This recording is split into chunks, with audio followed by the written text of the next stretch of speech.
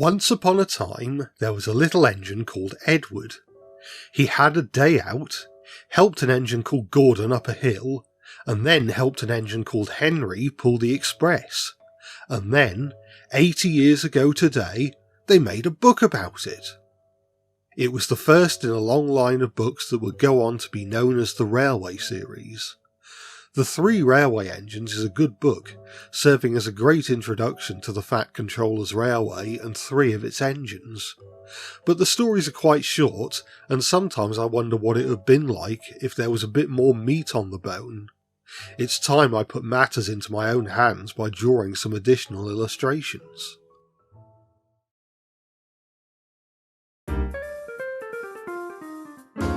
Here's the story that started it all. Edward gets let out of the shed after not being in service for a long time and runs off to get some coaches. Now, in the illustration, we see Edward backing down onto a set of coaches, but the coach at the front has no coupling hook. Interestingly, in the 1960s, a curious reader wrote to Audrey pointing out the very same illustration quirk. Now, I'm sure you could have guessed that this was merely a mistake on the illustrator's part, but Audrey didn't want to reply to the reader simply saying that it was an error, so he came up with a backstory. Apparently, another engine was rough with the coaches and yanked the coupling off, and it hadn't been repaired by the time Edward came to collect the coaches. Later in the story, Edward is kept waiting for his guard, who eventually arrives running into the station with his flags in one hand and a sandwich in the other. Audrey explained in his letter that whilst the coupling hook on the front coach was being repaired, Edward's guard decided to go and grab something to eat. I like to think he went to Greg's. Maybe the sandwich he bought was a Mexican chicken oval bite. I do like this explanation that Audrey gives because it expands the story a fair bit. As it stands, Edward's day out is basically about Edward leaving the shed, getting some coaches and going for a ride, with the only conflict being a short wait for the guard. The TV series then truncated it even further by merging it with the following story. Ideally, if Edward's Day Out ever got another adaptation, I'd like them to include this extra plot point. Perhaps Edward starts to worry about things not going to plan.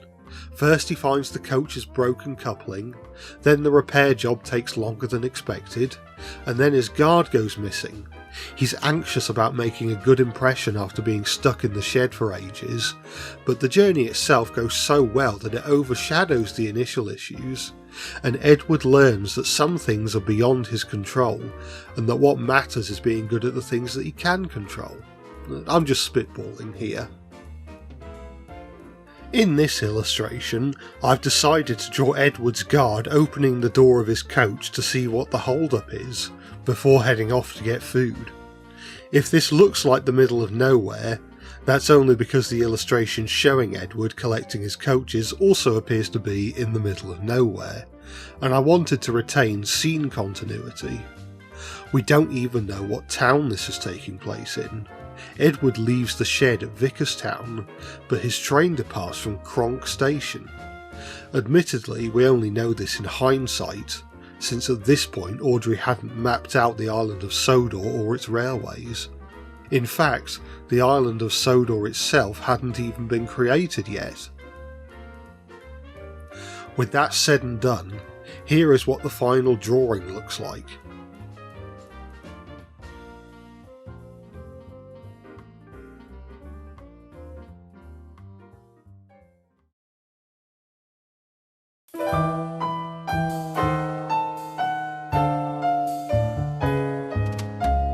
In this story, Gordon boasts to Edward about pulling the express, and when Edward sees them again he's pulling a train of dirty coal trucks.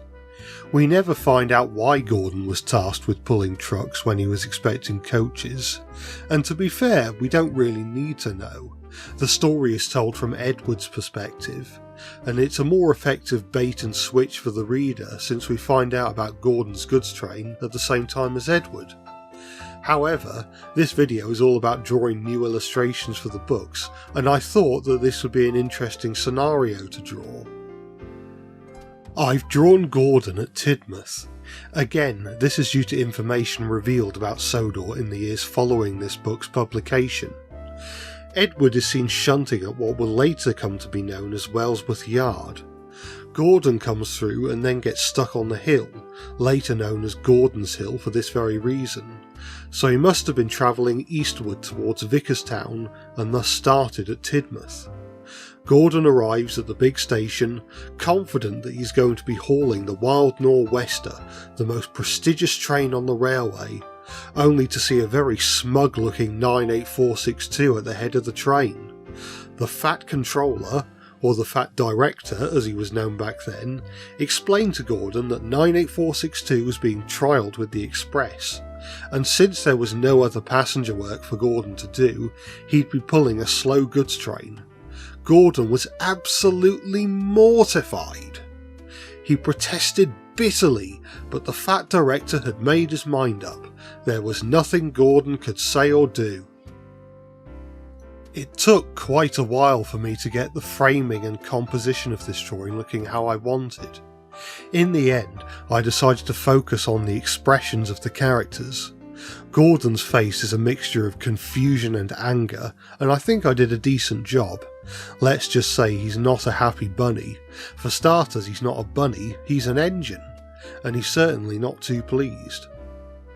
98462 is looking particularly punchable today.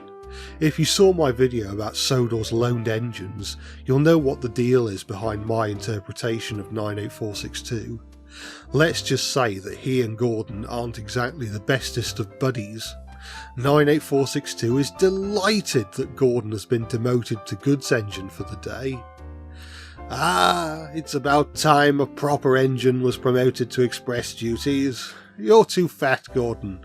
A little exercise pulling trucks will do you the world of good. Then there's the troublesome truck at the head of Gordon's train. You can tell that they're not here to make Gordon's life any easier. Hey up, watch it lads. This guy's going to be trouble. We'll wear him down and put him in his place. Interestingly, in the original Payne and Dolby illustrations, we never actually see a standard 7-plank open wagon with a face. Whenever we see good stock with faces, they're always box vans. It wasn't until John Kenny took over as illustrator when we started to see faces on other types of trucks. So here's my take on how an open wagon with a face may have looked in the Dolby style. My final change was to the Fat Director. I wasn't super happy with how I'd drawn him initially, but I think he's at a point where he looks a bit more like himself.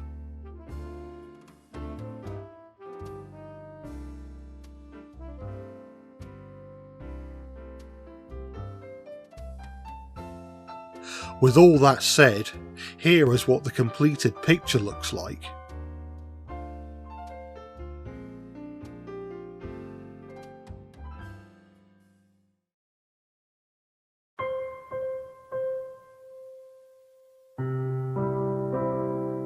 This is the story where Henry the Green Engine stops inside a tunnel during a rainy day so that his paint doesn't get spoiled. It's a very iconic episode, not least because of the various think pieces that have been published over the years that cover Thomas and Friends, and specifically this story. It's often painted in a negative light, and personally I don't think the majority of these articles are written in good faith. Again, I think it's important to remember the magic word, hindsight. Nowadays, we come to expect the Fat Director, or the Fat Controller, as a strict but understanding parental figure to his engines. He appreciates their feelings, but will dish out fair punishments to his engines, such as sending them to their sheds or demoting them to more lowly duties if they are being uncooperative or haughty. With this in mind, his decision to leave Henry in the tunnel and build a wall in front of him feels a bit extreme, even if he does let Henry out again in the next story. However, it's worth noting that this is the first book in the series, and thus was subject to early instalment weirdness. In this initial book, the Fat Director isn't really a parental figure at all, and seems more like a caricature of high-ranking executive types who will happily order people around without doing anything themselves, hence why he doesn't help the passengers as they try and move Henry out of the tunnel. In a way, this story almost feels like a cautionary tale in the vein of Grisly Tales for Gruesome Kids, a series that involves unpleasant children getting punished in an over-the-top manner, often by people even more unpleasant than they are. By the time of the second Railway series book, Thomas the Tank Engine, it seems that Audrey had a better handle on the Fat Director's character, with his personality being much closer to how we normally think of him. If we ever get a modern retelling of these early stories, and hey, with all Engines Go now wrapped up, I suppose anything's possible, it would be interesting to see an adaptation of the sad story of Henry that features the Fat Controller as an understanding father figure, or even showing how he became that person. With that little ramble out of the way, it's time to actually talk about the drawing I'm working on. At one point in the story, another train is held up by Henry, and its engine tries to push him out, to no avail. In the original illustrations by William Middleton, this engine is supposed to be the red engine that we see in Edward's shed at the start of the book, whom I've covered in an earlier video. However, when C. Reginald Dolby came in to re-illustrate the book, he drew the engine as James, despite the fact that James wasn't on the railway at the time. My intention with this video is to make the illustrations consistent with Dolby's artwork, and so my job here is to make this red engine look like James and not look like James at the same time. One advantage is that Dolby drew quote-unquote James slightly off model. His wheels are red instead of black, his dome is red instead of brass, and he has no handrails. In the books, James is based on a one-off design that was drawn up in real life but never built. This means I can't really make this engine the same class as James, but at the same time, 260s with inside cylinders were virtually non-existent in the UK. The Dublin and South Eastern Railway in Ireland had engines similar to James, so I could say that this engine is one of those regauged to British standard gauge, but I have a different idea. During the North Western Railway's early years, they borrowed some engines from the Midland Railway. Now, the Midland Railway didn't have any inside cylindered 260s of their own, but when developing their 4F class engine, I believe Sir Henry Fowler was considering giving it a leading axle, making it a 260 instead of an 060. So I've decided to draw how this engine may have looked had one been built. So here we have Kenny the Fowler engine. Kenny generally kept himself to himself when working on Sodor. He was based at Tidmouth during a time where the majority of Sodor's mainline engines were shedded at Vickerstown. He was happy to do any work he was given with no fuss, and the Fat Director was impressed with his work, but ultimately Kenny's trial period on Sodor ended and he returned to the mainland. However, Kenny had given the Fat Director an interest in mixed traffic engines, and when the newly formed LMS put an engine up for sale with similar specifications from the ex-Lancashire and Yorkshire Railway, he jumped at the chance to buy him.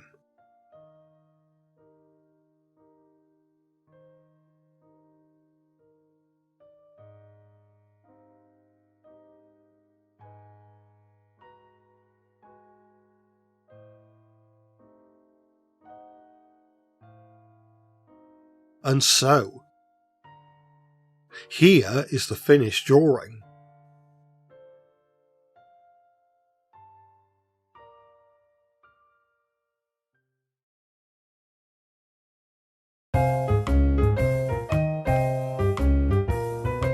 And here we have the final story in the book, which brings all three engines together. It only seemed to make sense to draw all three engines together in a single illustration. In this story, Gordon bursts his safety valve and can't pull the express. Edward gives it a shot, but isn't strong enough, so the Fat Controller lets Henry out of the tunnel to help Edward to pull the train. After Edward and Henry arrive at the big station at the end of the line, they return to help Gordon home, and that's what I've decided to draw. After having his express taken away from him, Gordon is worried that he's been forgotten about and that nobody will want to come and help him because of how arrogant he's been. So when Edward and Henry come to his rescue, he's over the moon. Gordon apologises, Edward and Henry forgive him, and by the time they've returned to the sheds, the three engines are chatting together like old friends. I decided to draw the three engines on the same stretch of line that we see Gordon taking in the second illustration of the story, albeit shown from a different angle. Like I mentioned previously, I wanted to retain scene continuity for these illustrations. It's worth noting that in Dolby's illustrations of the three railway engines, Henry's wheel arrangement changes from a 462 to a 460. Canonically, Henry's old shape is supposed to be a 462 design, since he's based on stolen blueprints for an unfinished version of the Gresley A1 design. As far as I'm concerned, any time we see Henry drawn as a 460 in his old shape, it's an illustration error, so I've drawn him as a 462. One interesting quirk in the illustrations of this book, as well as some of the other books illustrated by Dolby, is the wheels.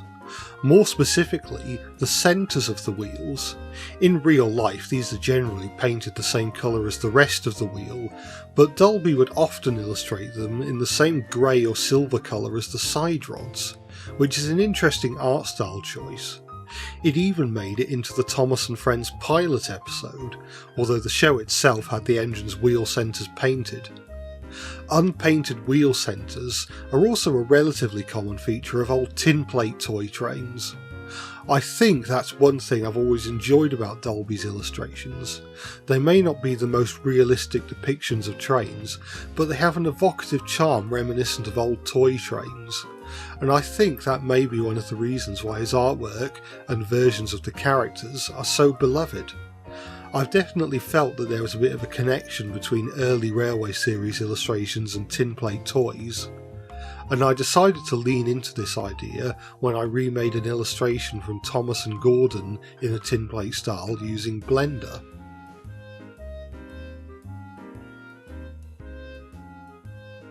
And so, here is the completed image.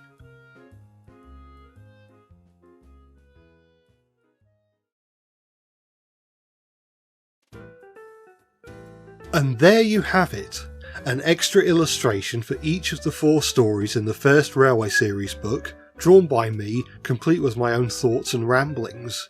It's been interesting figuring out what parts of these stories could do with additional visualisations, and how to go about drawing them. I hope you've enjoyed this nostalgic look back on the book that started it all. Finally, I'd like to wish Edward, Gordon, Henry and the other Sodor engines dry rails and good running.